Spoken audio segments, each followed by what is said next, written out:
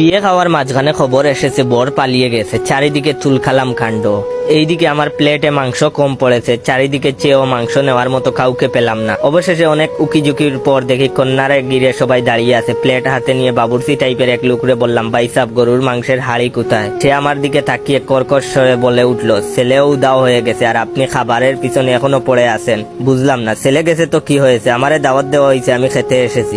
এইদিকে কন্যা চিৎকার করে বলছে, আমি বিয়ে না করে উঠবো না, এক্ষুনি আমাকে বিয়ে দিয়ে দিতে হবে।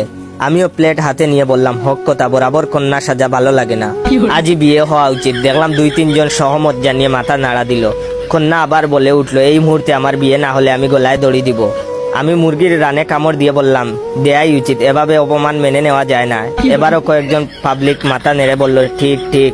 কন্যা কাঁদো কাঁদো সরে বলল, আব্বা আমি কিন্তু এক কথা 2বার বলবো না, তাড়াতাড়ি ব্যবস্থা করেন, নয়তো অঘটন হয়ে যাবে। মাংস শেষ, হাড্ডিতে কামড় দিয়ে বললাম, দ্রুত ব্যবস্থা না হলে ভাঙচুর হবে। এবার সবাই মিলে আমার দিকে ঘুরে তাকালো। কন্যার বাপ আমার হাত ধরে বলল, করো কি? আমি বললাম, কিছু করি না। মাংসের হাড়িটা কোথায় বলতে পারবেন? সে টাইট করে হাত চেপে বলল, টাকা 2 লাখ দেব, ব্যবসা করবা আর এক্ষুনি আমার মেয়েকে বিয়ে করবা। আশেপাশের সবাই বলল, ঠিক ঠিক, বিয়ে করা উচিত, সহমত।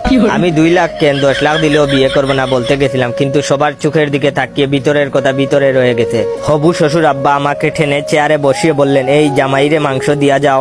মাংস দূরে থাক, পানিও এখন গলা দিয়ে নামছে না। এ কি মুসিবতে পড়লাম। এটা হচ্ছে ভিডিওর প্রথম পার্ট। দ্বিতীয় পার্ট দেখলে হাসতে হাসতে পাগল হয়ে যাবেন। তো দ্বিতীয় পার্ট দেখতে চাইলে আমার এই ভিডিওতে 10,000 লাইক আর 500 কমেন্ট কমপ্লিট করে দাও। 10,000 লাইক আর 500 কমেন্ট বেশি না।